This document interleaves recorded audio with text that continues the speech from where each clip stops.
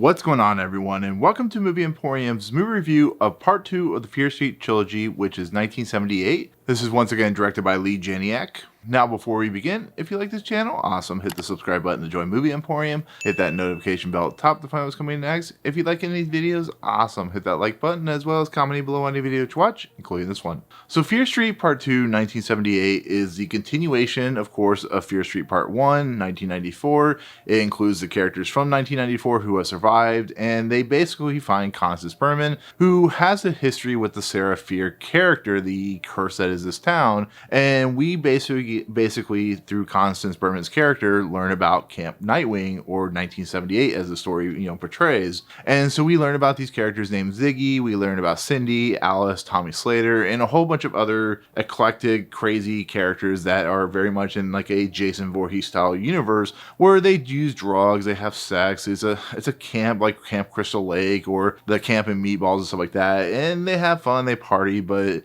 as the story needs, we learn about the hatchet killer, the killer with the hatchet and the bag over his face. And in essence, it's the continuation, a revelation point for who Sarah Fier is, how she manifests into the horrifying curse that the town portrays. And we get a whole bunch of new material, a whole bunch of new characters, and a much more kind of developed story of who and what Sarah Fier is. And then eventually we're gonna get 1666, which will get into the whole mystery of Sarah Fier herself. So like I said, this continuation, this 1978, is very much homage to the Friday the 13th or Sleepaway Camp or any of these horror films that take place in a remote area like a lake area and stuff like that. It very much has characters that we are very much know as typical type of characters, like the drug-addled teens and so on and so forth, and the very goody two-shoes type people. And it's a movie that is still trying to set itself apart because it's trying to be a story about this curse of Sarah Fier, but it's also paying homages to films of the 70s and 80s and whatnot. And so the question remains, does the story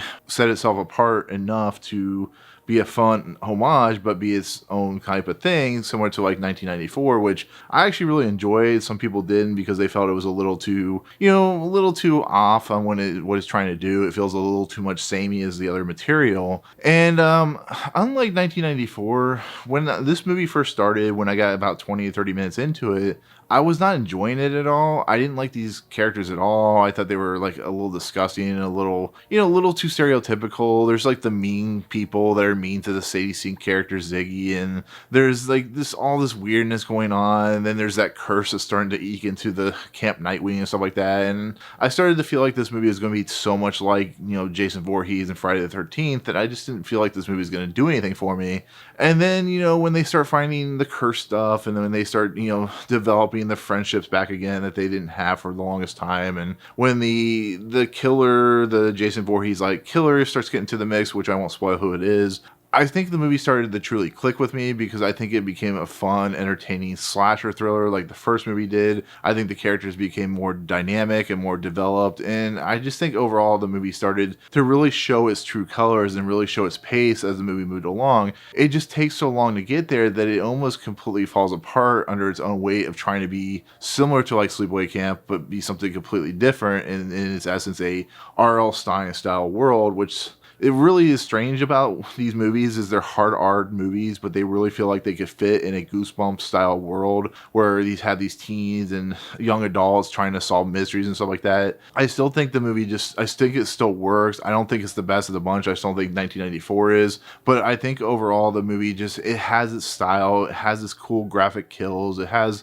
fun gore. It has good revelations. It actually pushes the story pretty goodly forward to the point where you're not confused or you're not lost of the storytelling, so you get a little bit more about why these creatures and villains keep coming back to life and who they are, and we get some more revelations about how they're going to stop the curse of Sarah Fier.